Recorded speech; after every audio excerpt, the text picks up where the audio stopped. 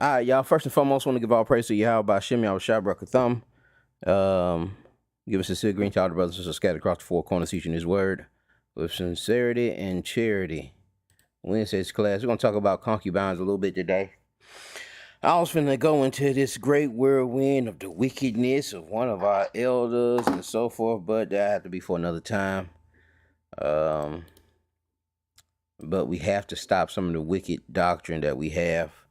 I ain't gonna say wicked. Well, it's wicked, but we gonna deal with these lustful doctrines, that we have amongst Israel, man. That we have, dealing with the multiple wives, and this is my issue. This is one of my main issues. Is that if you're gonna do like you're doing the multiple wives, but you're not eating the whole roll.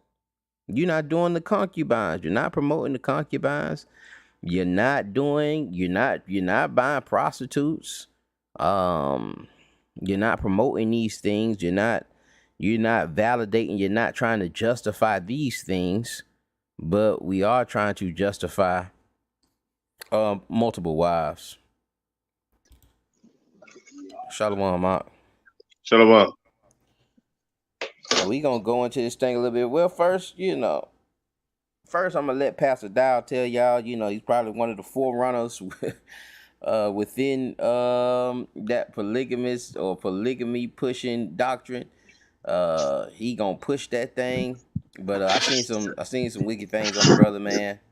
But then when I start typing in concubines to see if anybody teaching on it, he's one of the few people that popped up.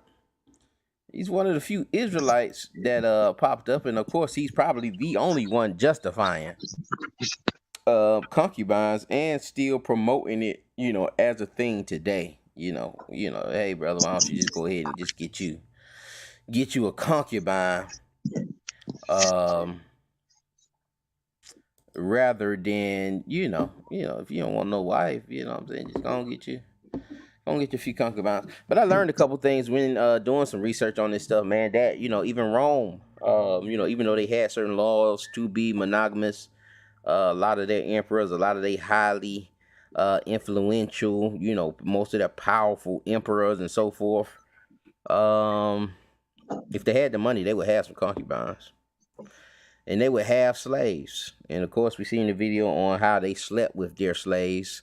But that's the same thing. It's the same thing. If you got 1,000 slaves and you sleeping with them, and it's the same thing as Solomon having, 300 wives, 700 concubines, so forth. So we're gonna look into, a lot of these instances where concubines are being mentioned and how they're being treated and so forth.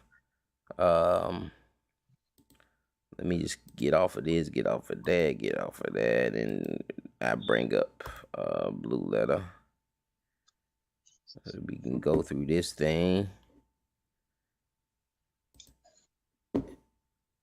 And let me show this video real quick. Pastor Dow gonna break down this thing for us. Shalom, Brother Dixon. Oh, Pastor Dow gonna bring this thing on out for us.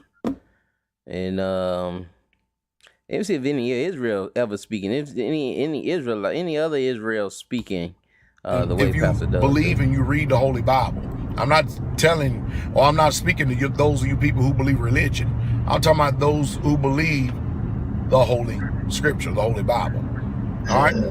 Now think about this for a second. In Hebrew culture, there's either married or unmarried. And then you can also throw in, if you choose to be a concubine. Now, the fact of the matter remains, it is the truth. Many of the women who have been birthed and reared and born in this culture right here, you're just simply not good wife material. Now, you could be a good concubine. And of course, that is... Who else talking like that? You may not, sister, listen to sisters. And I see brothers just beating sisters down all the time, but really, you could throw the aim at, hey, sister, you're just not good enough to be a wife. You got all these kids. You've been in and out of all these houses. Why don't you just be a concubine? Why don't you just be me and my ribs concubine? And you can come to the house and so forth, and you can stay with us and you can have a covering. Have a covering as a concubine. Nobody who's teaching it. Who's telling sisters? Who's trying to convince sisters of that? I don't see brothers trying to convince sisters of that. And even Dow, he kind of, he not gonna bring it all the way out like he want to say. I'm sure when privately he says, I speculate privately that he says these things strongly when he around brothers within the congregation, but he knows that these things are hard to hear. All right, some in his spirit telling them, people, it's hard for people to accept this thing. Received a negative stigma. But again, let me explain to you Hebrew culture, and let's compare it to the Anglo-sphere of Rome here in the United States of America. No matter what, in Hebrew culture, be you a concubine or a wife, you have to have an agreement. That's right, an agreement. I haven't found anything in the scriptures at all that says that you must have a contract written and drawn out. That seems to be Jewish tradition. And a man and woman has to be a woman of the word. See, a concubine, if she is joined to a man, be he married or single, she, in essence, she belongs to that man. And she is not to actually step out from that man. She is not to go around on the free market. And it's funny. He was talking about they just gotta have an agreement. And then he turns around and says, well, I don't see nowhere in there where they have to have something written down by the government. But you are saying that they have to have an agreement. But you can, who don't agree? Even if y'all just laying down, it's an agreement there. Like for her to come to your house, it's an agreement. For her to go out with you, it's an agreement made. For her to, to start shacking up, for her to start sleeping around with you, there's an agreement made. Unless it's rape. Anything outside of that is rape. But it's funny though, because I did see that, he does write marriage licenses. He kind of like, writes right on a piece of paper. He has a document showing that, when he marries people, there's a document drawn up with his name on it that he signs and then that the other two people sign and so forth. So, what's the difference? What's the difference, from the government and your leader signing this paper? Besides the fact that one is not legally binding, and one, because of that, you can live out the Hebrew culture as Dow says it.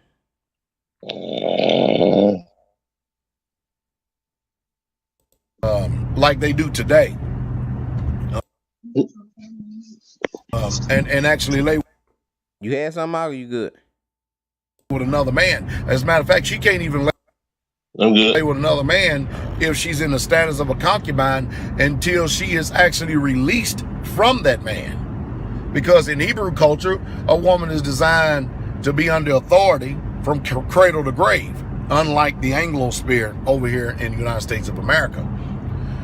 So there are a lot of women out there that have, they're just literally out there. They're literally out there in this world, in places that they shouldn't be, on the open market, and they're literally being taken advantage of because they don't know the truth, and their self-esteem is done drop greatly. But your self-esteem done drop, sister, and you being used, and you're being tossed around, and you're being devalued. Why don't you come and just be a concubine? Come on, y'all. I gotta make that make sense. It don't even make sense to me, and I'm a man. Concubine is more honorable than a girlfriend. Concubines are more honorable than the girlfriend. Hey,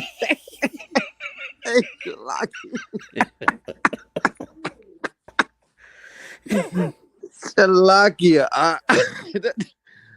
Man, Shalakia, brothers. Brother. Yeah, I'm gonna reserve my position, man, till this thing is over. Shalaki. Nah, you good. You good. Anytime you want to say it, bring it out. It's gonna be kind of like I said, it's gonna be kind of a open. There's no absolutes here. It's just we're gonna have the dialogue. We're gonna see the instances in the text, and we gonna, it does this line up with what Pastor Dowell is saying? Is this concubine thing just something honorable and something great for us to do? Is it something we should be doing?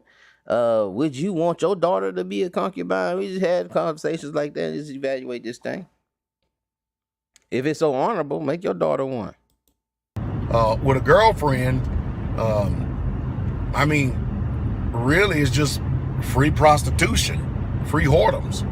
With a concubine, at least you have an agreement and the status is there. At least you have a status and you have a covering. And I know that this flies in the face of Christendom. It flies in the face of here in America. You remember Jesus said an evil and an adulterous generation will seek after a sign. But there ain't not going to be any sign given to them except the sign of Johannes the prophet, or Yuchanan the prophet, or people say Johann or Jonas the prophet. That's just the truth. So you begin to see the difference. You see, a concubine, while a lesser status than a wife, she is still under the authority of a man, and she is not out to be passed around amongst men on the free market because, she has a right to pick and choose and all this old other stuff. And this is the problem today. The reason why a lot of women are mentally challenged, because all of these evil soul ties that have been created. And again, we're all going to be judged, every single one of us, based on how we function in our roles here on this earth, male and female. But how can you speak a Hebrew culture when people carry the Hebrew Bible? It's not a Christian book. They carry the Hebrew Bible to church with them every Sunday, yet they don't believe a word in it. And when you start speaking the truth from it, the first thing they want to do is come from a mind that doesn't even know the scriptures and begin to insert their opinion. So a girlfriend is basically a whore, or someone that's practicing legalized, or I ain't even gonna say legalized because there ain't even no law to it. Basically, And I want y'all to hold on to that too. With the concubine can only sleep with that husband, and the husband, it's her covering. He gonna protect her. I want y'all to hold on to that. The husband's gonna protect the concubine, but the girlfriend, the girlfriend is just a whore. Shalaki. Go ahead. Can you have a concubine one of your own nation? That's cloudy. It's an instance we gonna read with. The concubine came from Bethlehem, Judah. But I can't say that if it's an Israelite or not.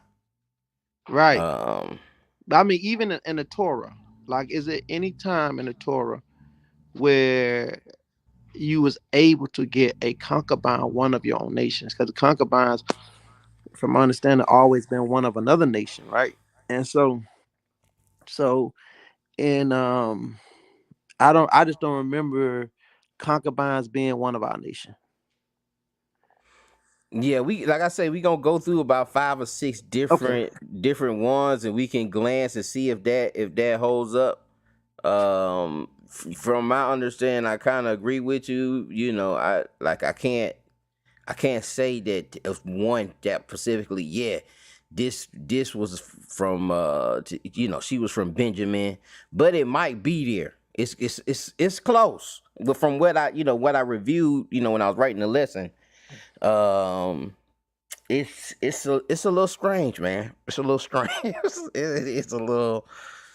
It's a little strange, brother. So we'll definitely look at these things. If we don't find nothing there, then again, that position will hold. But yeah, I'm with you on that. From my understanding at this moment, no, I don't think we were doing that to our own and selling our daughters to be concubines. I think they kind of came mostly from war. If anything, you could sell them into servitude, but not not to be a concubine, but Hey, you go just ahead. said you just said most time it was coming, we was conquering them when it was coming out of war. All right. So, question: what war are we in? Like, well, okay, That you man. done took them over like that, right? Yeah, Right, yeah. right. Painting they Are we painting their nails, brother? Are we cutting their hair, brother? And to Why? be honest, I think that whole thing comes from that. I think it comes from that dispensation of us coming out of coming through this, coming out of the wilderness, really, in the wilderness, and saying, hey man, when y'all get up here, you know because we just came out of Egypt, it's families already established, people already married, people, for the new coming up, for them young bucks coming in. I don't know if they have so many choices. And again, y'all, this is speculation. All right. This is just me speculating. I don't want y'all, this ain't an absolute. But maybe they didn't have that many, have so many options that, okay, well, here's an option here, with shaving this woman's head and so forth, with these heathen nations. But again, we know, that's another thing. We know that we don't want that we can't marry these other nations. I don't know if no I don't know, it may be some, but I don't know no Israelite camp that teaches you can marry the other nations, even though the text is saying in Deuteronomy 21. And we'll probably go there for if we have time. That you could shave their head after the war. You could shave their head and make this woman your wife after she mourns over her family. Right, right, and that lies the problem because we stuck in dispensations. For me, well, I'm gonna let you bring it a whole lot, but I yield, brother. I yield. Con. What they're doing is they're practicing what Zanu, or what is commonly today called porneia, or fornication. The word fornication is the word porneia in the Greek. And while you may not be out there making X-rated movies, but you are actually in the same status as someone who is actually one of those women who makes X-rated films. It's just that you justify your standing, you justify your behavior based upon this Anglo-colonialism sphere of Rome American culture. And what's amazing is that we. All right, y'all. So let's go into the text. Anybody have anything before we enter into this text? All right. Sister Alicia said he lost in La- the sauce. Lost to the sauce. Lost in that sauce. Well, that lustful sauce. Um, can y'all see my screen? We're gonna go to Genesis 16. Okay.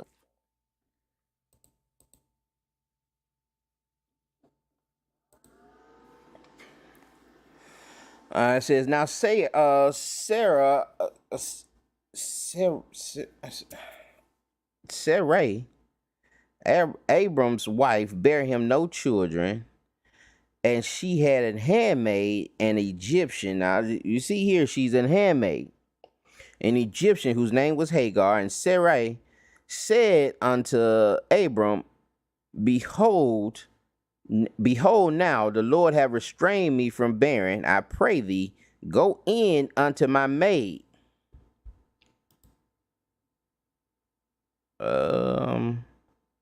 Just popped in, Brother Dion. Go in unto my maid. It may be that I may obtain children by her. And Abram hearkened to the voice of Sarah, and Sarai, Abram's wife, took Hagar, her maid, the Egyptian. And Abram had dealt 10 years in the land of Canaan, and gave her to her husband, Abram, to be his wife. All right, so we see we went from handmaid We went from handmaiden to Hagar being called his wife. And he went in unto Hagar, and she conceived. And when she saw that she had conceived, her mistress was despised in her eyes. All right, once you seen her, her mistress, I think that's more of like her owner. But let me just make sure.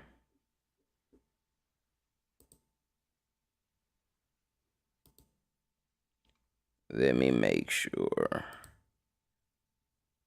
Lady Queen. All right, mistress of servants.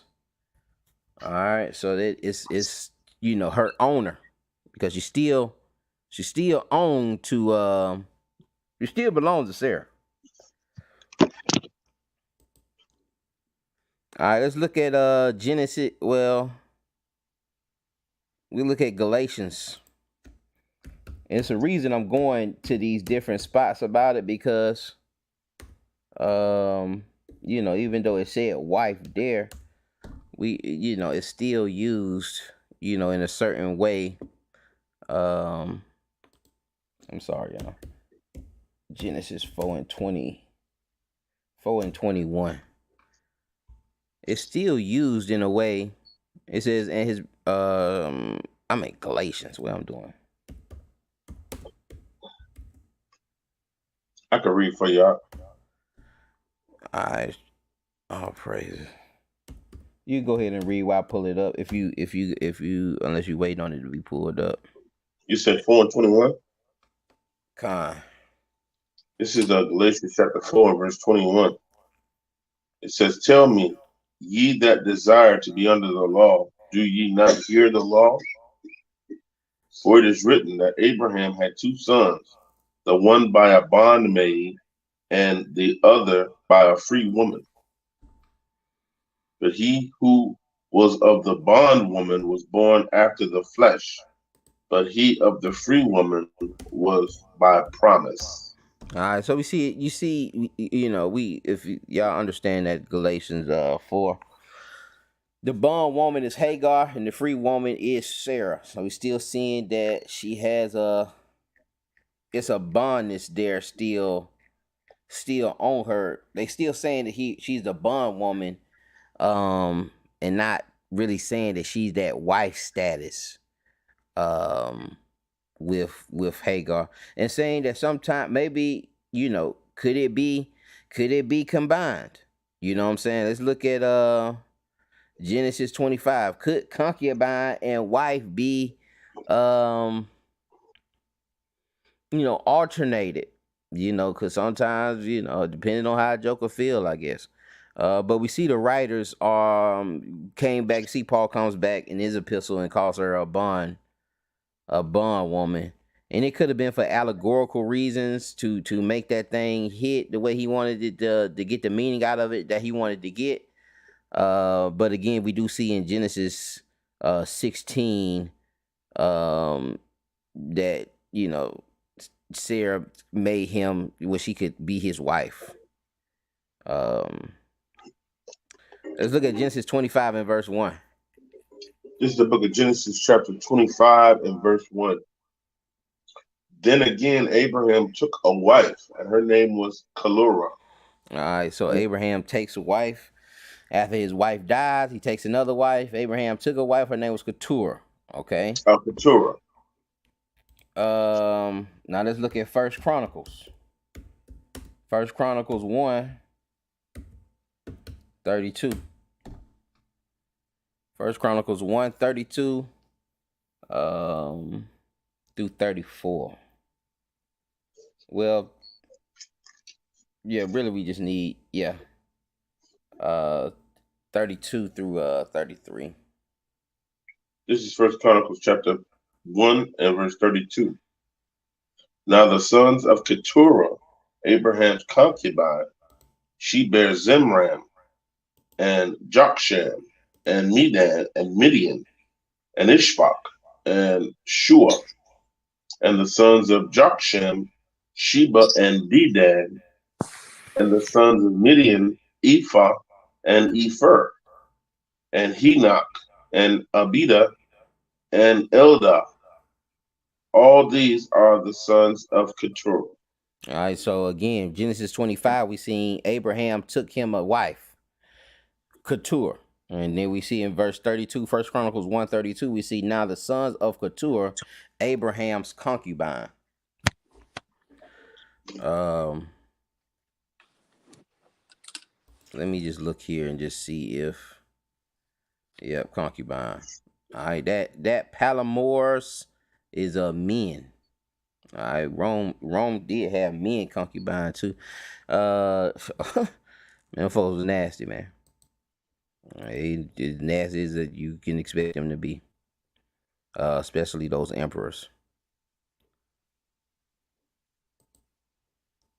But again, we see it. We see at one instance concubine, another instance, saying that that she's a wife. And again, let's go back to Genesis. Let's go back to Genesis 21 with Sarah. Genesis 21, and we're gonna read 8 and down. This is Genesis chapter 21 and verse 8. And the child grew and was weaned, and Abraham made a great feast the same day that Isaac was weaned. And Sarah saw the son of Hagar the Egyptian, which she said she had, which she had born unto Abraham, mocking. Wherefore she said unto Abraham, Cast out this bondwoman and her son, for the son of this bondwoman shall not be heir with my son, even with Isaac. And we see Sarah calling her a bondwoman, and that he's not gonna have that heir. All right, and if it's a wife, if Hagar is a wife, and she having the first son, um, we know how the Most High works. Well, he pretty much he's been giving it to that last seed or second seed throughout the text, but he's supposed to get it. If Hagar is a wife, and has the first child, then that child is supposed to get the inheritance. But we see Sarah here saying, "Hey, cast that bondwoman out. You got to cast her out. Get that bondwoman out. Get that slave out of here. And her son is not gonna be no heir with my son, man. Shall not be an heir. He should not be an heir with my son. He's not gonna receive the same thing as my son does." Hey, All right, go ahead. Hey, and if you notice the tone in Sarah's voice, and even when she gave Hagar to Abram, that was her tone. And for how we say that that our women's supposed to be like this, I mean, supposed to be dismissed, not dismissive, but I can't pronounce the word, submissive, Shalakia. Submissive, Like con. like but Sarah was in his grill. Sarah was like, look, cast that bondwoman out, right? Go sleep with my, was Abram being soft, listen to his wife by sleeping with the bondwoman? Was he listening to her? What, like, was she wearing the pants in that relationship? Because she said, go sleep with that bondwoman. Abram did it. She said, cast that bondwoman out. All right. So, we be having certain tones, even in Israel, about how certain things are certain women supposed to be certain ways, but we see our foremother Sarah kind of speaking with a tone there, man. And I you. Con. That's we want people to think we want people to think, and I'm not saying including myself, but Israel wants our sisters to think that it's unnatural, that it's not spiritual for you to be jealous. You out of spirit if you jealous, or if you have these feelings that we seen between Leah and Rachel, that we seen between Sarah and Hagar. that that we seen between David's wife. I forget her name, but she said, "David, I seen you out there dancing, with your shirt off, dancing in front of all these joking." David, David didn't even touch her no more. After that, I don't think he touched her. Period. But we see that jealousy happening in our sisters fighting between each other when these things and being competitive with each other. You don't see that great harmony that everybody's talking about, or that everybody's trying to sell. You actually get the opposite.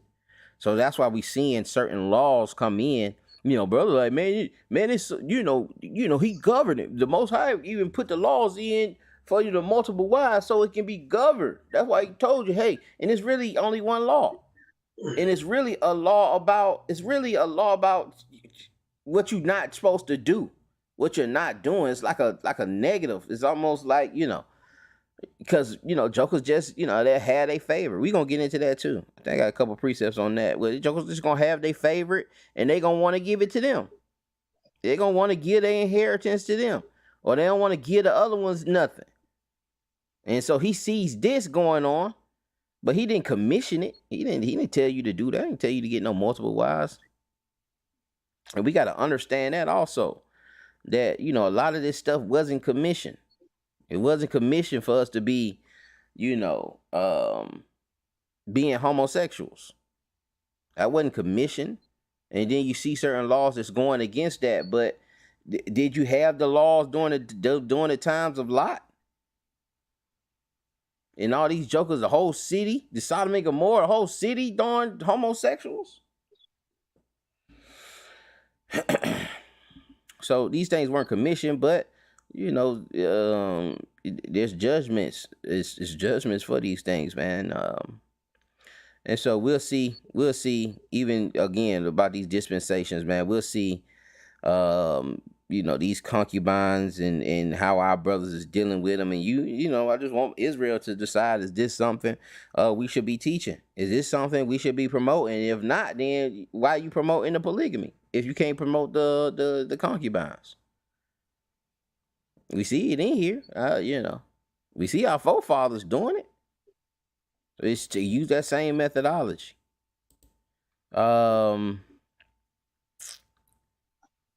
Concubine. Let's go to 1 Kings 11.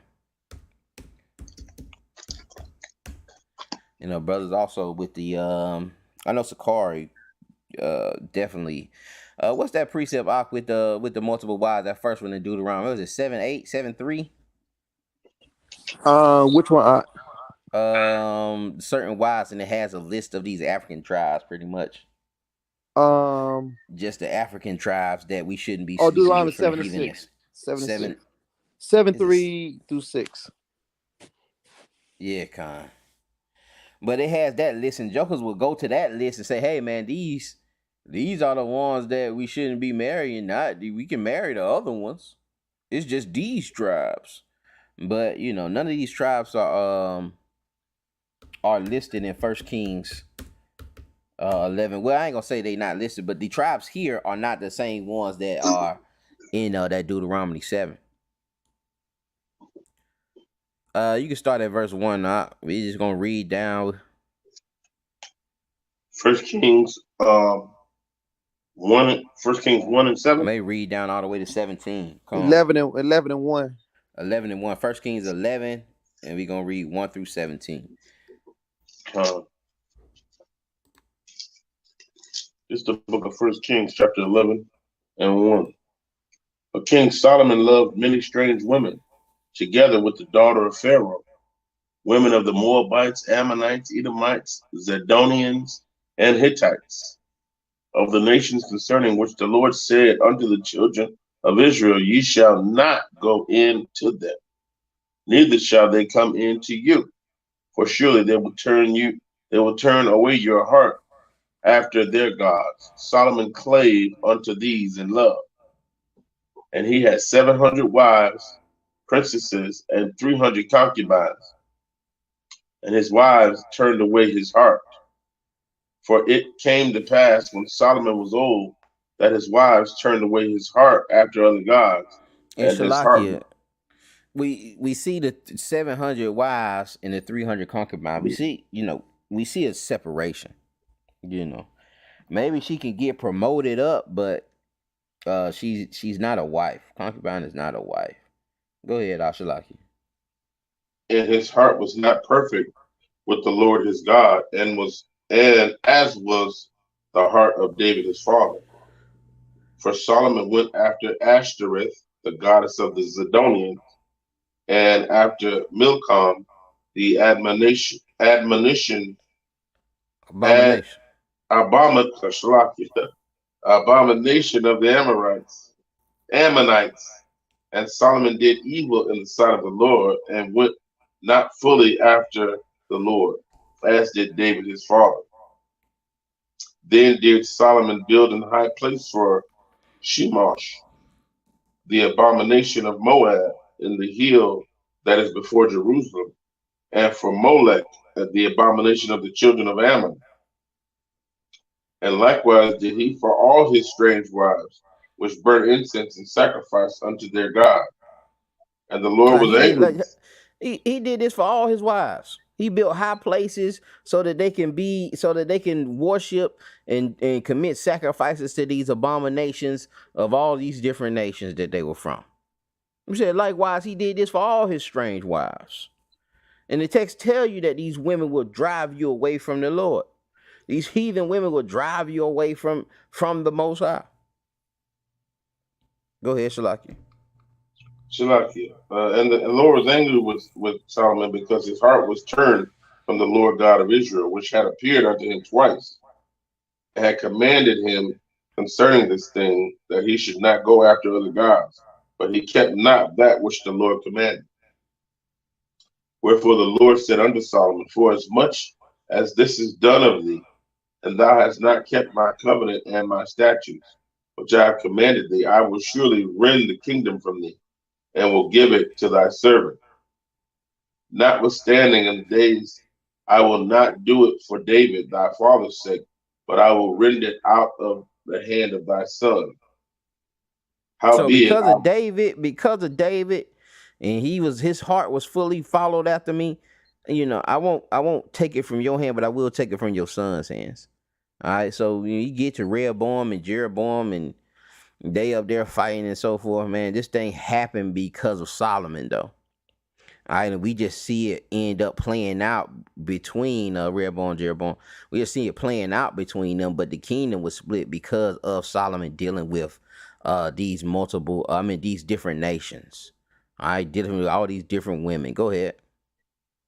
13. Howbeit, I will not rend away all the kingdom, but will give one tribe to thy son for David, my servant's sake, and for Jerusalem's sake, which I have chosen. And the Lord stored up an adversary unto Solomon. Shalakia, but just popped into it again. Like, so how much choice did Rehoboam and Jeroboam really have? It just already told to Solomon, listen, I'm gonna give one for David, and for to thy son for David, thy servant's sake, and for Jerusalem's sake, which I have chosen. All right, it's already like he already telling him what he's gonna do. All right, we just gonna eventually see it playing out a little later. But he's finna tell you, how I stirred these folks up too. Go ahead, Shalaki. Verse 14. And the Lord stirred up an adversary unto Solomon, Hadad, the Edomite. He was of the king's seed in Edom. For it came to pass when David was in Edom, and Joab, the captain of the host, was gone up to bury the slain after he had smitten every male in Edom. For 6 months did Joab remain there with all Israel until he had cut off every male in Edom. Then, Shalaki, that Hadad fled, he and certain Edomites of his father's servants with him, to go into Egypt, Hadad being yet a little child. All right, so Hadad was the only. I ain't gonna say he's the only one, but he was one of the few that was able to get out. And he was the only one from the king's lineage that was able to get away from David slaying them and cutting off every male. He ends up escaping and hiding in Egypt. And so now the Most High is finna stir up this adversary who is Hadad the Edomite, who's watched his whole family, watched all his uncles and all, watched everybody get slaughtered, and he had to flee. The Most High is stirring him up. He's stirring him up to come back, to come out of Egypt and come back and revenge his family. Go ahead. Verse His 18. nation, rather.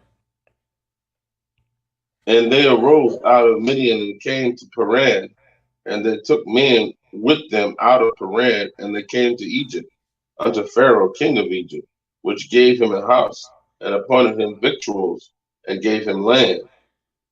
And Hadad found great favor in the sight of Pharaoh, so that he gave him to wife the sister of his own wife, the sister of Tapenes, Tapenes, the queen.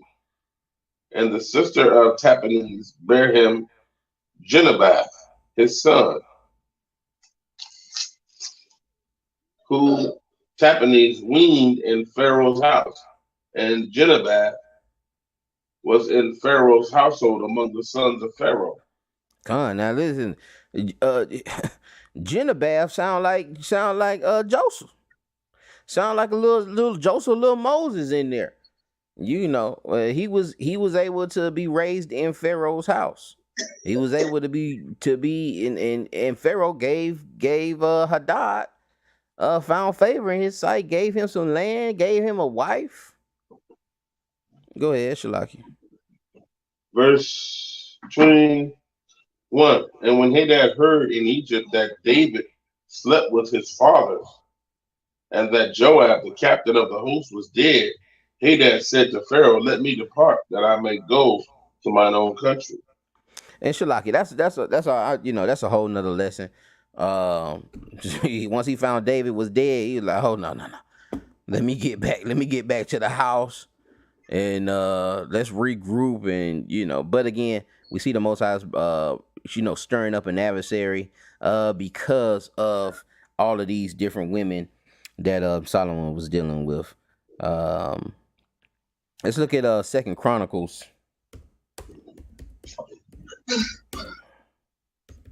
2 Chronicles 11.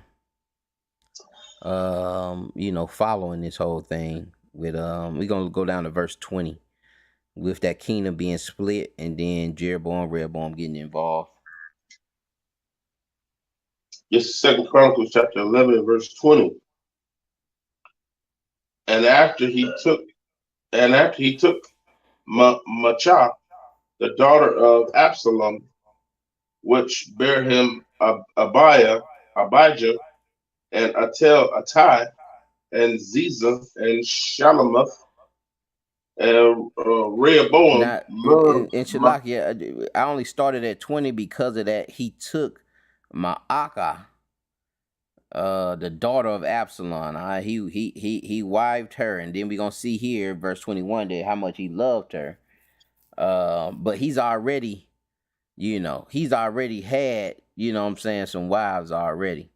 But let's go ahead and continue, Shalaki. And Rehoboam loved Maacah, the daughter of Absalom, above all his wives and his concubines.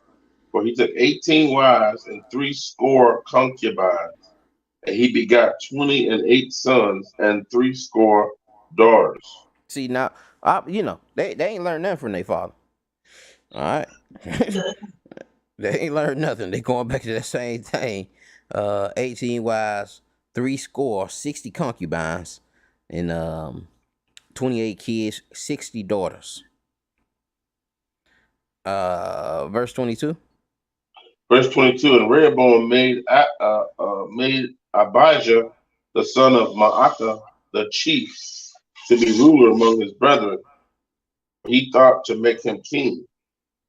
And he dealt wisely, and dispersed of all his children throughout all the countries of Judah and Benjamin unto every fenced city.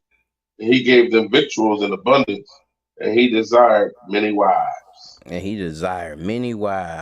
And again, because he loved Maacah, he made her son He made her son. He was finna try to make her son the king. Let's continue on. How much time Verse we got? chapter Yeah, 12. we good. And it came to pass, and Rehoboam had established the kingdom and had strengthened himself. He forsook the law of the Lord and all Israel with him. And it came to pass that in the 5th year of King Rehoboam's, Rehoboam, Shakar, king of Egypt, came up against Jerusalem because they had transgressed against the Lord with 1,200 chariots and 300,000 horsemen, and the people were without number that came with him out of Egypt, the Lubims, the Sukkums, and the Ethiopians. And he took the fenced cities which pertained to Judah and came to Jerusalem. Then came Shemaiah the prophet to Rehoboam and to the princes of Judah that were gathered together to Jerusalem because of Shishak, and said unto them, Thus saith the Lord, ye have forsaken me, and therefore have I also left you in the hand of Shishak. Wherefore the princes of Israel and the king humbled themselves, and they said, The Lord is righteous. Now, Shalaki, we see Jeroboam, once he got established, once he strengthened himself, once he got comfortable and complacent, he forsook the Lord. He forsook the law of the Lord, and not just him, but all Israel with him. All right, and then it came to pass that the 5th year of King Rehoboam, Shishak, king of Egypt, came against Jerusalem, not because they wanted to, not because they just had a hatred, but because they had transgressed against the Lord. All right, because they had transgressed, so the Most High sent Egypt. But the thing we can take from this too is that whereupon the princes of Israel and the king humbled themselves. All right, they seen all of these folks coming. They seen the Ethiopians with them, Shechem with them. They humbled themselves, and they said the Lord is righteous. When they seen the Lord's sword, when they were getting whooped, when they were getting punished and chastened, they said the Lord is righteous. They went on, took that thing, and said the Lord is right. Well, they were finna accept taking that thing, said the Lord is righteous. Go ahead and we just read down to verse 8. Verse 7. And when the Lord saw that they humbled themselves, the word of the Lord came to Shemaiah, saying, They have humbled themselves, therefore I will not destroy them, but I will grant them some deliverance, and my wrath shall not be poured out upon Jerusalem by the hand of Shishak. Nevertheless, they shall be his servants. They that they may know my service and the service of the kingdom of the countries. So, he said, I ain't gonna put out that whole thing on them. I ain't gonna put my whole wrath. I will grant them some deliverance. I will not destroy them because they humbled themselves, but nevertheless, they shall be his servants. All right. They shall be his servants, that they may know my service. They'll know the difference between being a servant to me and being a servant to these other kingdoms. And ultimately, they plunder. You see that plunder impoverishes Judah. They go in there and take all kinds of things, so forth, so forth. And y'all can read along with that earlier. But let's go to 2 Samuel. This is another account. Well, Shalaki, we'll go to 1 Chronicles. 1 Chronicles 3. And I really just brought that out again to show how, even Solomon's sons, with the multiple wives, they got comfortable. And then they end up turning from the father also. And they end up having to get punished. What verse I said? 3. Verse 9. Start at verse 9. This is First Chronicles chapter 3 and verse 9. These were all the sons of David, besides the sons of the concubines and Tamar their sister. And And Shalaki, that's Solomon, all I wanted. That's all I wanted. I just wanted to show the separation here. These are the sons of David besides the sons of the concubines. They didn't put the concubines' sons in the chronological order. In describing the genealogy here. They didn't put the concubine sons there. All right, they put these are the sons of David. Let's look at Second Samuel 5. And this is dealing with David. Second Samuel 5. Let's look at verse 9. We're gonna read 9 through 14. This is the book of Second Samuel, chapter 5 and verse 9. So David dwelt in the fort and called it the city of David, and David built round about with from Milo and inward. And David went on and grew great, and the Lord God of hosts was with him. And Hiram, king of Tyre, sent messengers to David, and cedar trees, and carpenters, and masons, and they built David an house. And David perceived that the Lord had established him king over Israel, and that he had exalted his kingdom for his people Israel's sake. And David took him more concubines and wives out of Jerusalem after he was come from Hebron, and there were yet sons and daughters born to David. And these be the names of those that were born unto him in Jerusalem. And Shalakia. And we see Solomon, never see Nathan there. But there's a couple of points here. First point, David was dwelling in the fort. This is when, he just got his boots up under him, man, and with this whole Saul thing and, taking this thing over. We see that Hiram, king of Tyre, all right, Tyrians as done, sent messengers to David and cedar trees and carpenters and masons, and they built David a house. All right. And David then perceived that the Lord had established him king over Israel, and that he had exalted his kingdom for his people, Israel's sake. But watch this here, and this brother Eleazar, this is what I'm saying when I was talking about it may be cloudy here. It says, and David took him more concubines and wives out of Jerusalem after he was come from Hebron, and there were yet sons and daughters born to David. And again, I say I can't just I could just speculate that they were probably Israelites, but I can't just say it because it just says concubines and wives out of Jerusalem. And David, it could be other people there, and David could, David ain't no stranger to a stranger.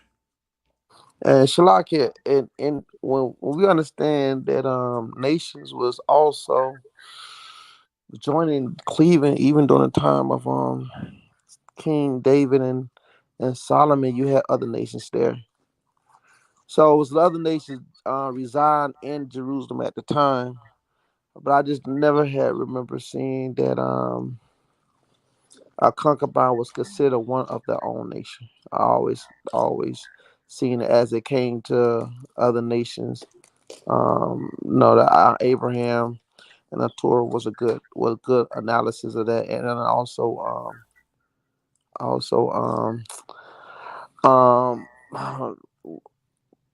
Abraham. What the first one name?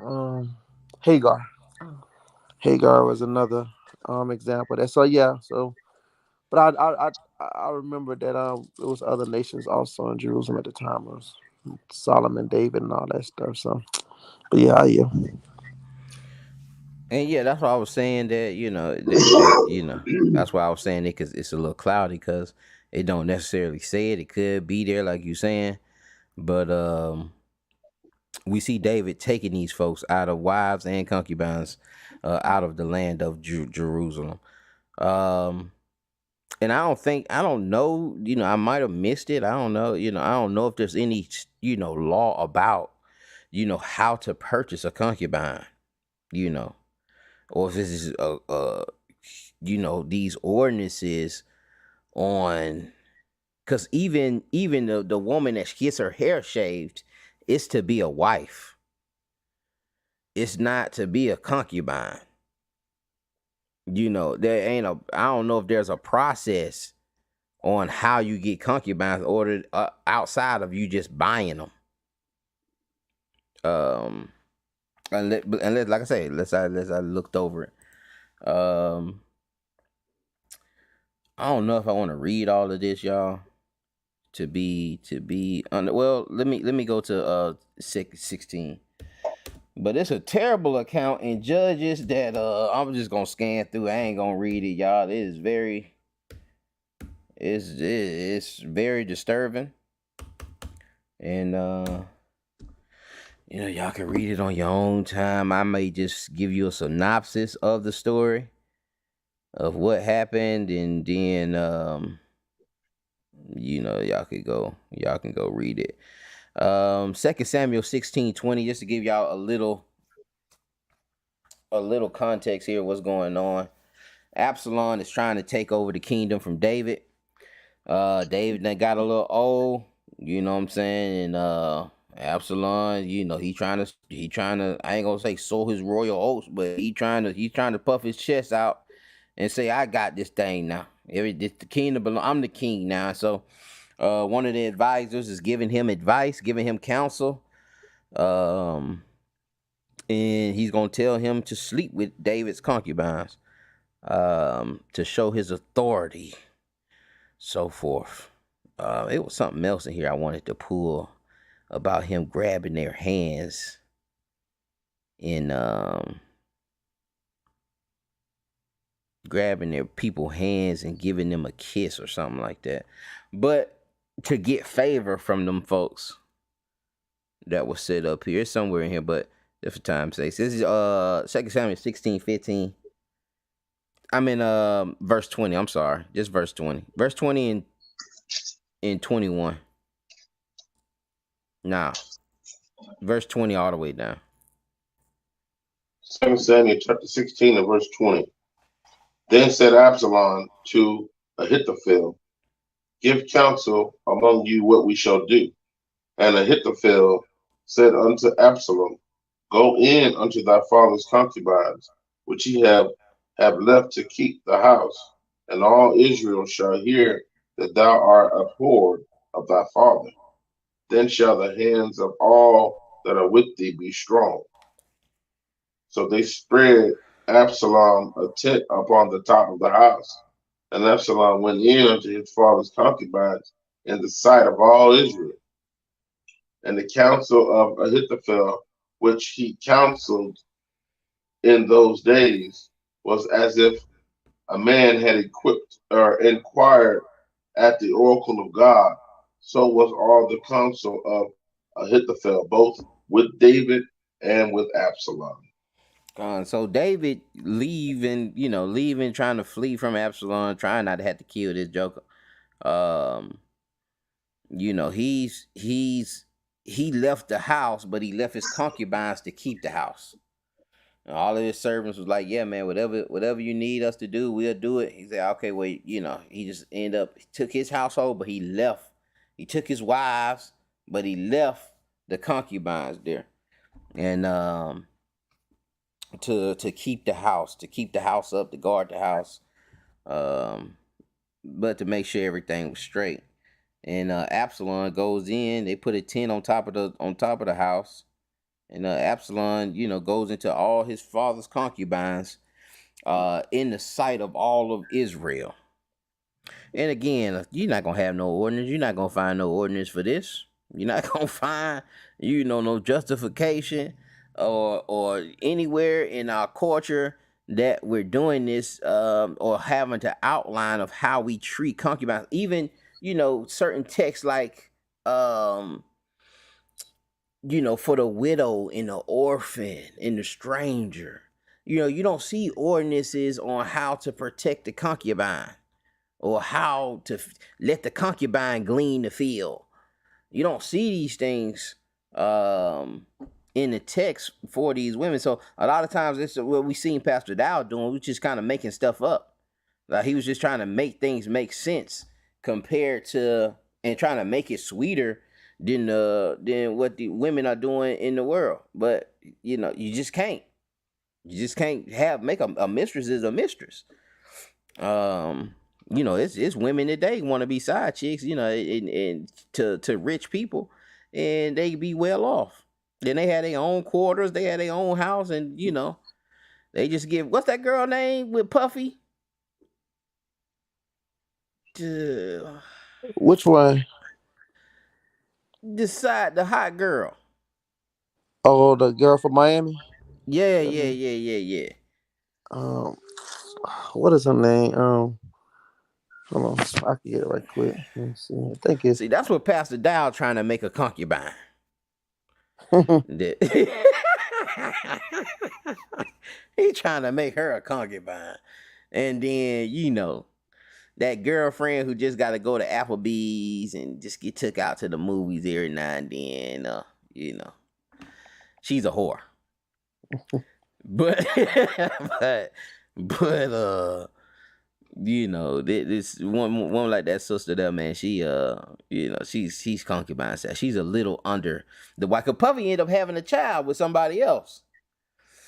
Puffy ended up having a child just recently, or getting somebody pregnant or something like that recently, and then they was going at the other chick like I told you y'all you was a side chick, and Yeah, her she name like is nah, Um, Young Miami. young Miami, YUNG. yeah. But anyway, so we see Absalom going down doing the same thing, man. Making a power play and sleeping with his concubines, and being counseled to do so also, and imagine the father of these concubines. You know what I'm saying? Uh, they want their daughters. What they want their daughters going through these things. Is this a great situation? Are these folks are just happy that the king's son then came in here and ran through all of them in front of all of Israel? Are they just pleased to do that? Chilakia. And coming from the streets, right? That thing he's saying that Pastor Dow talking about, that you gotta have this you gotta know the concubine you got it written that that y'all got a contract among each other, man. That's a sugar daddy, bro. That's like a sugar daddy. Because when you look at these young women who go after these older men, and the older man got money, he like, look, I know I'm old, I know you can get, but look, we gonna make this agreement that hey, I'm not gonna be committed to you, but you're gonna be committed to me. I'm gonna take care of your bills. I'm gonna make sure you straight, right? But you're gonna be committed to me. I don't want to see no other dude over here when I roll up. You see what I'm saying? That's still a contract. And so all he's saying That's an is that agreement. that's an agreement. It's the same thing, man. And call girls have, you got call girls, no, when I say call girls, like women that work at like Magic City, when Shaq come in town, they was committed to him. No, no matter who, they could be on the table. Shaq in town, they go. All you gonna see is they smoke, leaving off that table and going to see about Shaq, brother. But not you. Con. Now we finna and you absolutely right. I don't know how you that's what I'm saying. You can't really make it. You can't really make it sweet. Now we finna see something that's a little confusing. That's gonna throw a little wrench into our thinking. Um, in Judges 19. Let's go to Judges 19. We gonna scan through 19, 20, and 21, and then we'll open the floor, and then we'll close out.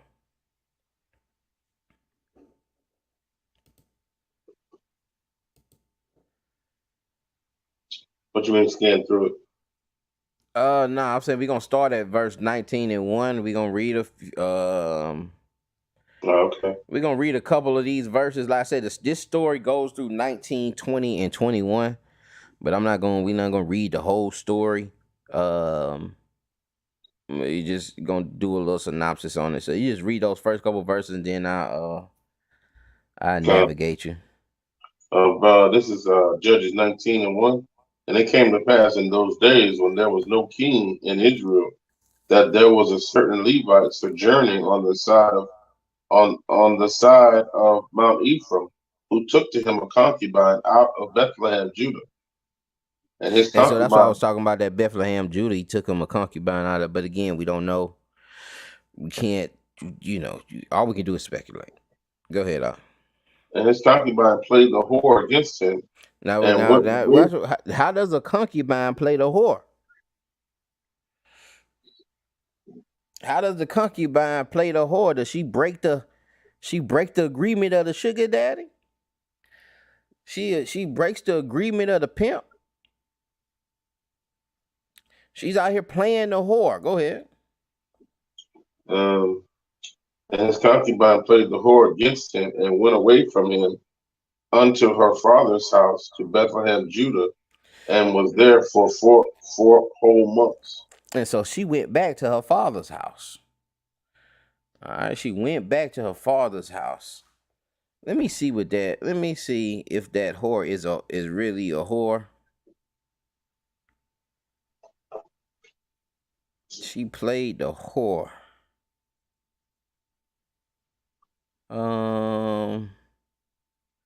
I don't know. That looks a little different. Is that the word, young? Today, yesterday, working day. It's an unused root meaning to be hot. Day, present, whole age.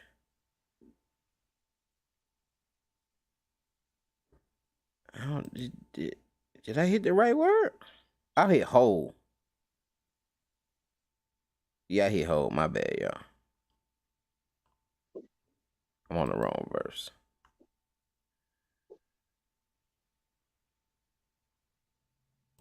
To play the whore phrase. Yep, whoredom, harlot. Go a harlot, commit, continually great whores. It's a whore. She played the whore against him and went to her father's house. Where we was at? Verse 3. And Uh, her husband arose and went after her to speak friendly unto her and to bring her again, having his servant with him and a couple of asses. And she brought him into her father's house. So now, Shalaki, so now that he consider her, she considers him her husband. where you at? Judges 19 and 3. She says, having this couple of, she brought him into her father's house, and he rejoiced to meet him. Go to the top. It says, and her husband arose Her husband arose. Yeah, I was just and reading went that after too. her. Con. Yeah, I'm just reading it. Con. So now it's saying it's a as a whore. That's why I was saying earlier, we was going over the verses earlier about this thing being alternated. Let me see what that concubine is. Is that same P word? This thing being alternated, like then he's like, oh, now this is my husband. But just like Young Miami.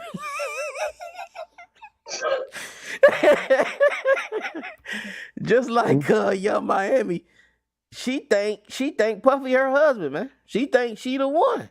Even though he just had a child with another chick, she still thinks she is she still thinks she's the one.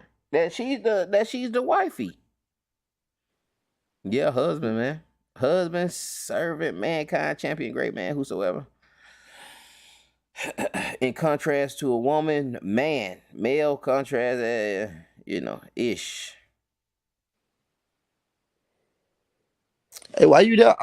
Look at that word concubine in that same And that The blew it up. verse above That's what I was supposed to do, man. I went in there going to husband. The verse above it, verse 2. his concubine. Yeah, we went. It's that same word, that same P word. Strong's H6370. Pilegesh. Pilegesh. Pilegesh. Concubine. Second entry. Pilegesh. Pilegesh. And two, man. Third entry. Pilegesh. Pilegesh. That I've heard somebody say, I watched a couple of videos and some other people talking about it, but they were saying that this is not a Hebrew word, that this word came from the other nations. Concubine? Con. See where it says uncertain derivation? Right. That it came from the other nations. That, it's not a Hebrew word. See, of uncertain. See how you can go to the etymology. Usually they'll tell you the etymology, but they don't know. They don't really know where it came from. They don't know. It's not a Hebraic. It's not a Hebraic term. Right. Is it Greek? What does that come? Is it a Greek term? I don't think it's Greek. They say they uncertain. It's uncertain. Okay. They uncertain. Yeah, I have to look more into it. Okay. Compare also Louis of possible. Listen, look what we got here. Possibly Hittite origin.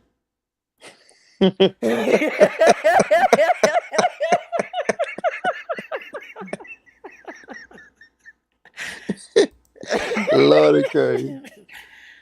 Oh, Lord of crazy. Possibly Hittite origin. And that's, go ahead, Shalaki. It's like it's funny because that was part of the nation that the Most High told us not to go into. I mean, not to mess with them. God. Yeah, that's funny because that's one of the Hittites also in the land of Canaan. Were they part of the Canaanite origin?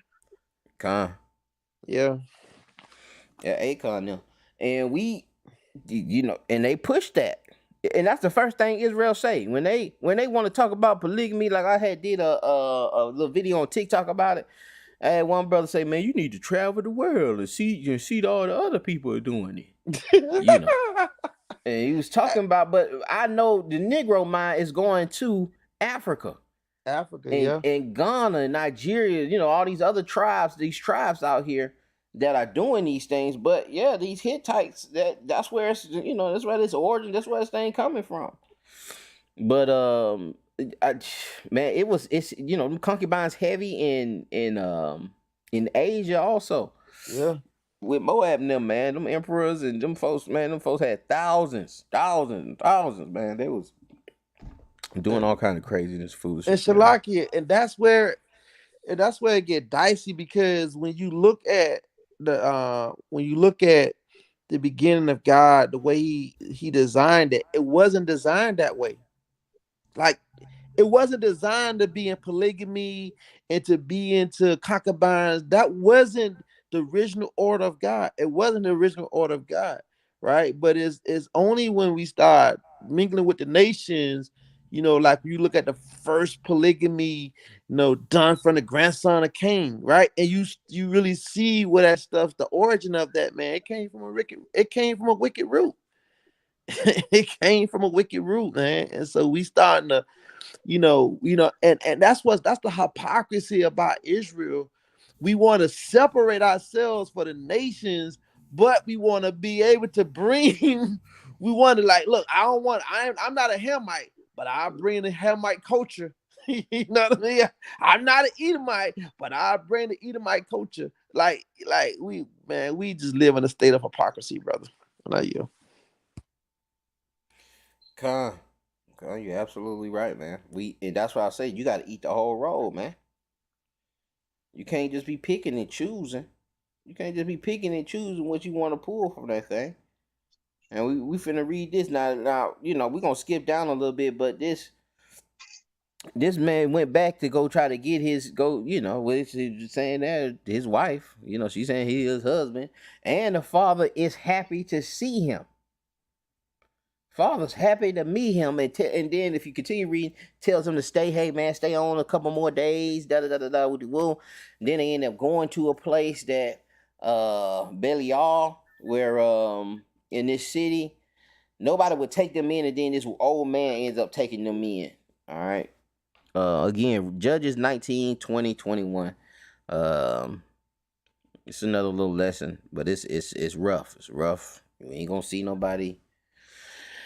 You ain't gonna see nobody teaching on it, especially not in no church, you know. And usually the only time it's brought up is to say something to go against the scriptures, to go against the Bible, to say what kind of wickedness, what kind of book is that where you read stuff like this going on. But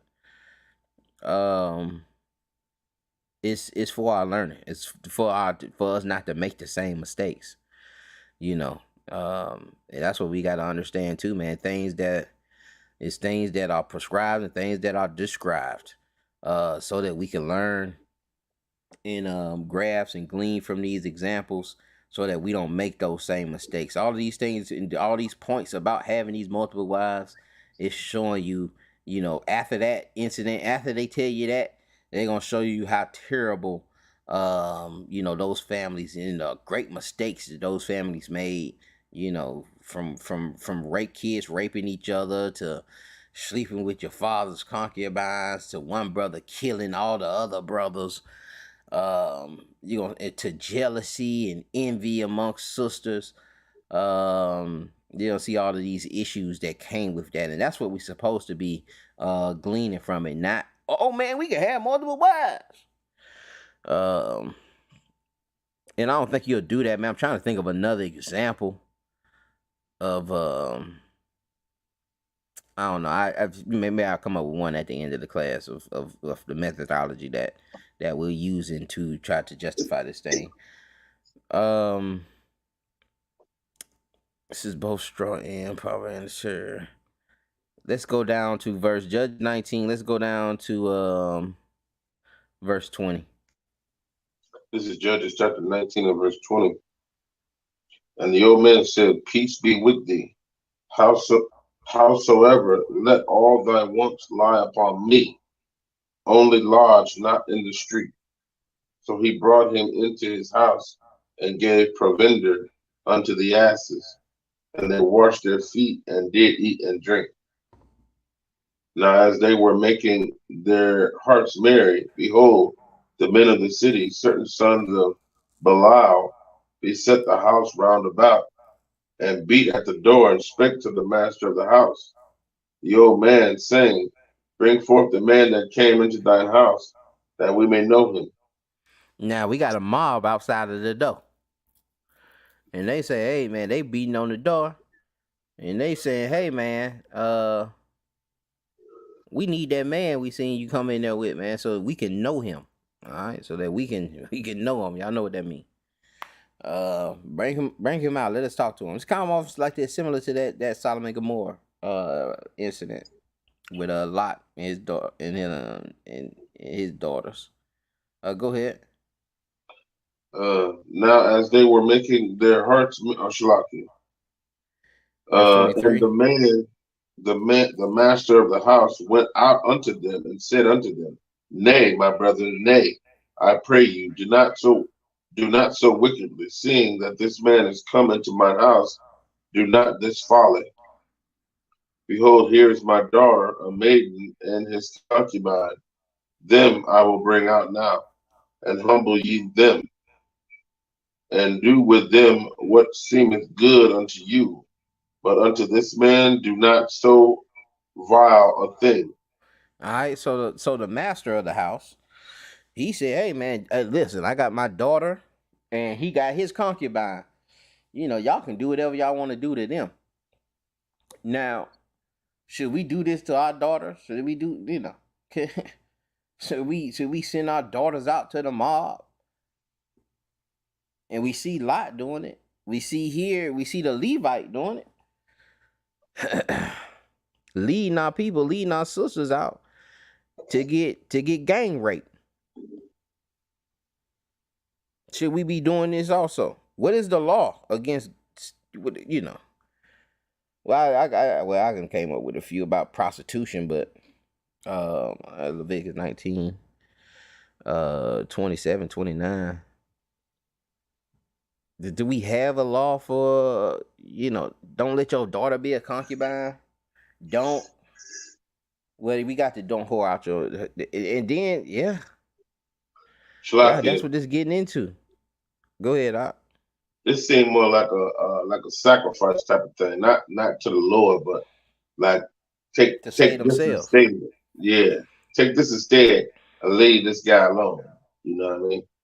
It's like And it's almost like a bargaining tool, but you know it's serious enough where he will give up his daughter. and Con, you right. And that's what I was telling y'all to remember, that what Dow was saying about that she's supposed to be covered. She gonna have a covering. She gonna have protection, because we see daughters being, we seeing concubines being used as, like I was saying, a sacrifice. Take these instead. Take my possessions instead. Here, take this, take that. Yeah, but don't mess with the man. And then trying to save the man. He's giving his daughter up to save a stranger they just met. And he's saying, hey man, he gonna give his concubine too. Y'all just do what y'all gonna do to them, but don't sodomize the man. Don't do this folly. Alright, don't do that. Go ahead. Verse 25. But the men would not hearken to him. So the men took his concubine and brought her forth unto them, and they knew her, and abused her all the night until the morning. And when the day began to spring, they let her go. Then came the woman in the dawning of the day, and fell down at the door of the man's house, where her Lord was, till it was light. And her Lord rose up in the morning, and opened the door of the house, and went out to go his way. And behold, the woman, his concubine, was fallen down at the door of the house, and her hands were upon the threshold. And he said unto her, Up, and let us be going. But none answered.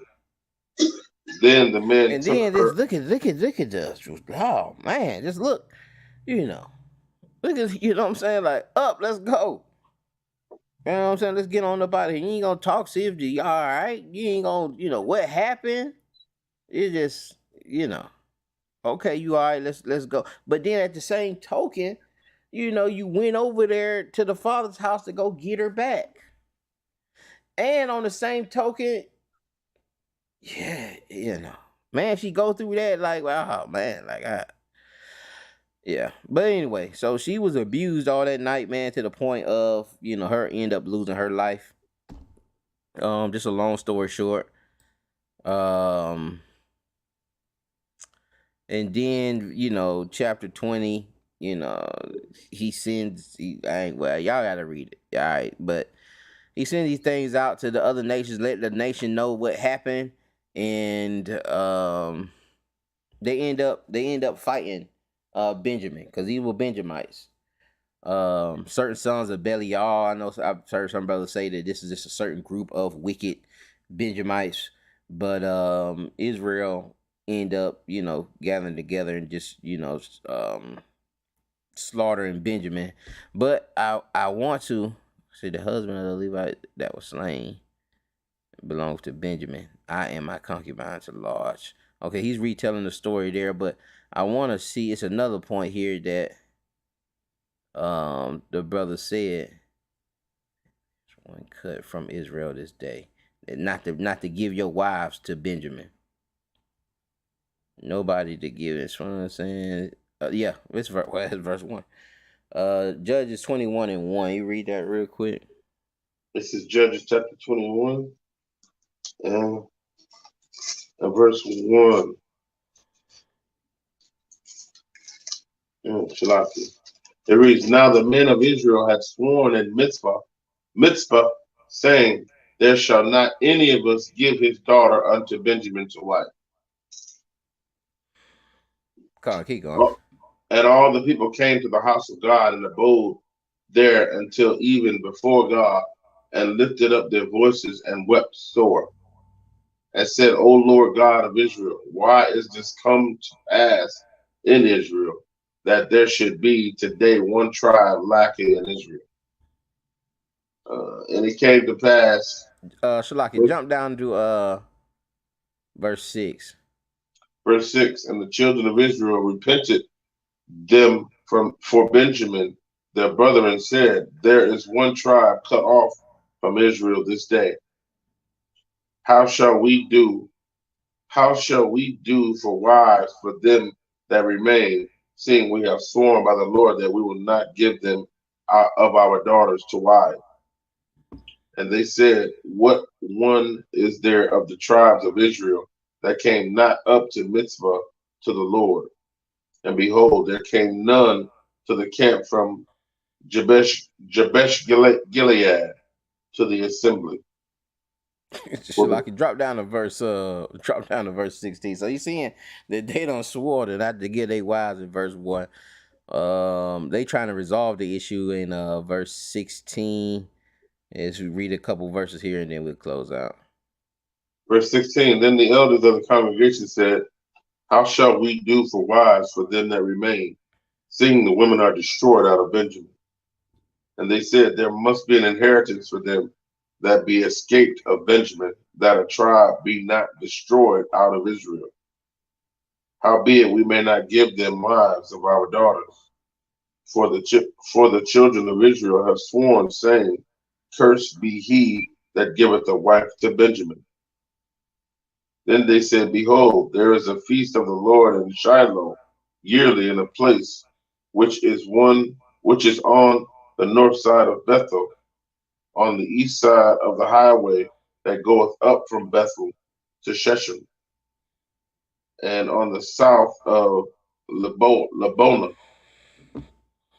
Therefore they commanded the children of Benjamin, saying, go and lie in wait in the vineyards, and see and behold, if the children of Shiloh come out to dance in dances.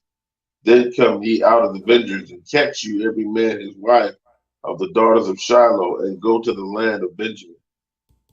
And it shall be, when their fathers of their brethren come unto us to complain, that we will say unto them, be favorable unto them for our sakes, because we reserve not to each man his wife in the war. For ye did not give unto them at this time that ye should be guilty. And I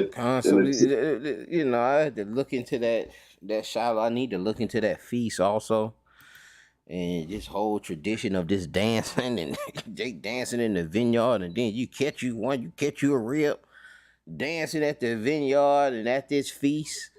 I had to see what feast that is, and that goeth up from Bethel to Shechem.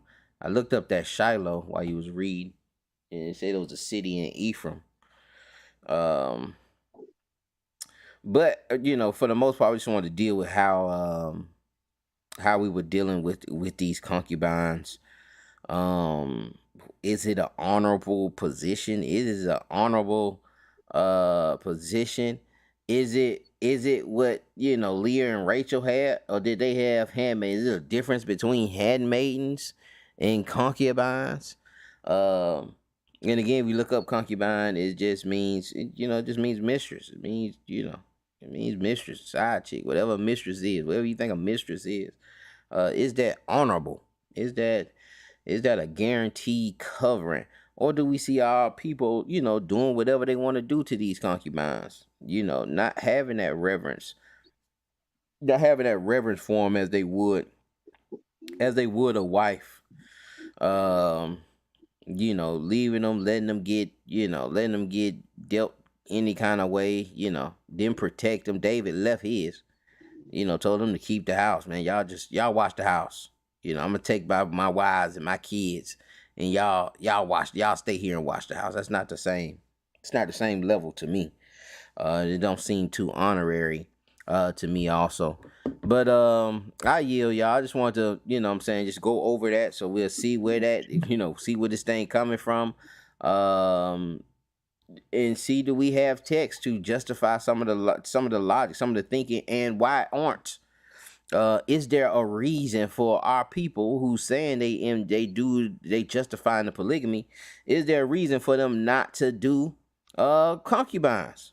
Like we see our forefathers doing it, and we see the foolishness and the folly that has followed that's followed those that were doing those things. All right, and these numbers are there for a reason. It's not there for it to be glorified. Oh man, he was dead. That's not there for glorification, but there to for warning. To show us that them women took took them away from the Most High, took them away from these law, statutes, and commandments. I yield. Though. Anybody got anything? Yeah, kind. Um, and going back to a lot of things. A lot of brothers be saying that to get polygamy, to multiply seeds, but that was never our forefather mission. Even when they was into polygamy, it had nothing to do with building the nation, right? And so a lot of times we live in a state of hypocrisy. The whole concubine thing, I think that we got to get really more understanding of that concubine. Is it a difference between a concubine and a handmaid, right? And so that's a good legitimate question that need to be addressed. And so I just want to pull this from a precept. And when you go into the first dispensation, and now what happened now that Christ is on the scene is another dispensation, but we still living under that. And then I'm putting two precepts because you went to it for first part of your lesson, and I want to kind of bring it up one more. Let me get it real quick. That Galatians 4:26, but I want to get how a lot of this stuff when we look, it was symbolic in a sense, even though it was happening in the flesh, but it meant something in the flesh, just like a name, right? So when you go into Galatians real quick, let me grab it real quick. When you go to Galatians 4 and it says Galatians 4 and verse 29. It says hold on. Let me go to the Father. Hold on, Shalaki. I want to start off where it said, okay, right here, verse 24 or 24. It said, which things are an allegory, for there are the two covenants, the one for the Mount Sinai, which gender to bondage, which is Hagar. And this Hagar is Mount Sinai in Arabia, and answereth to Jerusalem, which now is and is in bondage with her children. But Jerusalem, which is above, is free, which is the mother of us all. So it's saying that Hagar was the covenant of Mount Sinai, which was in bondage. so we look at that that polygamy, even Abraham dealing with Hagar was the same thing that came down the mountain of Mount Sinai, brother. And so when we see these things, we still in bondage with her children because we are not living in the covenant under which is Sarah, which is Yahweh Shai. So I'm good. I'm pull out the precept. This is the book of 1 John 2. And I want to start at verse 26, I think it is. That's Shalakia. Go ahead. Is this the Hagar from they spell it different? Is this the Hagar from Abraham's Hagar? Yeah, okay. Okay. And it said which things is an allegory, even though it happened in the flesh, but all these things was a foreshadow of things to come. Just like when you go into Abraham sacrificing Isaac, that was only a foreshadow of Christ coming to die on the cross. So all these things was foreshadows, right? So I'm gonna start at First John 2 and um start at 20. Let's see, 20. Hold on, where is it at? Slocky, y'all. I'm in the right one. I don't got my glasses on, man. Y'all gotta bear with the old man. Bear with the old man. Hold on. First John 2 and it says, um, hold on, let me grab it real quick. No, that's the right precept. First John 2 and 15. That's what I thought. Oh, I'm too far down. My bad, y'all. Okay, this is First John 2 and verse 15, and it reads, "Love not the world, neither things that are in the world. If any man love of the world, the love of the Father is not in him. For all that is in the world, the lust of the flesh, the lust of the eyes, and the pride of life is not of the Father, but is of the world." So, here's a warning to us to not to love the world, and a part of the world is the lust of the flesh and the lust of the eyes and the pride of life, and all these things have to do with sinful lust. So we still desiring the things that our forefather was doing, but we never looked at the outcome of none of that stuff. You know how David um son was raping his daughter and all kind of craziness, man. But you know, good lesson, brother, man. I just wanted to bring out those two precepts that that Galatians, man, about Hagar being that Mount Sinai covenant, man. That's a doozy, brother. So good lesson, brother, man. All praises, brother. God, all praises to water. Anybody got anything else, or we closing on note? Of all praises. Well, I hope this thing was edifying, man. Gave you some things to think about. If you got any concerns or any questions or any statements, or you disagree fully, or you can justify this thing, or if you can explain why polygamy is okay but concubines aren't okay, or why polygamy is okay, concubines not okay, and prostitution, because our forefathers did that also. All right, we seen Judah thinking that Tamar was a prostitute, but he ended up going into it. He ended up spending them coins. He ended up coming back and giving them that money and kept his word. Um, so we would, how we justify one thing and we don't justify the other. So my point is, man, with the methodology, you got to eat the whole roll, or but you really need to be, ultimately, like I was saying, man. And when Christ said in the beginning it was not so, that is the example. All right, that is the example. That is, period. That's how what we should be following. That is how marriage, how the Most High wanted marriage constituted. And again, man, he married Israel. He didn't marry nobody else. He didn't go out and get other wives, but he had that covenant with Israel. And so with that, man, I yield. Shalaka, before you Go ahead, yield, Doc. since you pull that precept, I need one more precept, and I'll let it go. Go And I ahead. will let it go. Because you say he married Israel, and that is a true statement. And we got to understand things that was written aforetime was written for our learning. This is the book of Malachi 2, and I'm going to start at verse 14. Say, yet ye say, wherefore? Because the Lord, because the Yahweh have been witness between thee and the wife of thy youth, against whom thou hast dealt treacherously, yet is she thy companion. It's all allegory. Watch this. It says, yet is she thy companion and the wife of thy covenant. Did not the did not he make one? And yet he, the residue of the spirit, and wherefore one, that he might seek a godly seed.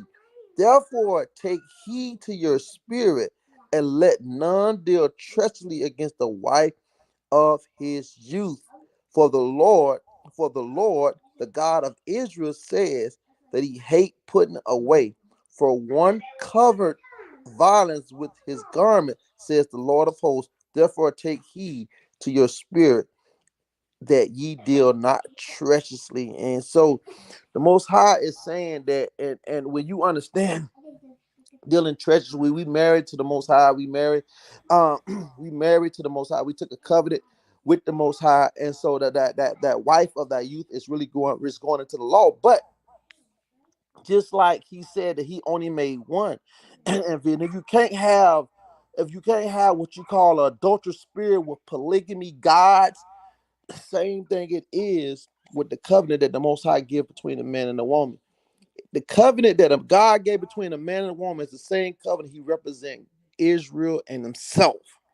So if you can't have multiple gods, guess what? You can't, that polygamy is trash. But not you, brother. All praise the excellent precept. All right, excellent precept. But with that, man, again, y'all, man, I hope this thing was edifying. I hope y'all learned something. I hope, that, some questions were answered, and or some questions, even more questions were added. For me, it's still some questions about this thing, but again, it's like that precept of Malachi that I just brought out. Man, we can get our example of marriage through the Most High's marriage and His mercy and His love, and Him sending His Son to die for us. See, we see on the other end that jokers sent their wives out to die. So sent their daughters out to die for them, sent the concubines out to die for them. But understanding that we are the stronger vessel, that I'm saying we supposed to give our lives for our wives, and we see the Most High doing that for us. We see the examples through Him. I actually got a class on marriage, but we just really just trying to deal with those concubines, man, and we know that Israel dealt very treacherously. Even to the point where that Judges, I think it's at 21, they was just like, man, we just never seen something that's treacherous as what happened to that concubine. We just never seen no nation do somebody like that. But anyway, I yield, y'all. Again, man, I hope this thing was edifying. With that, we're gonna say shalom. Shalom, shalom, families.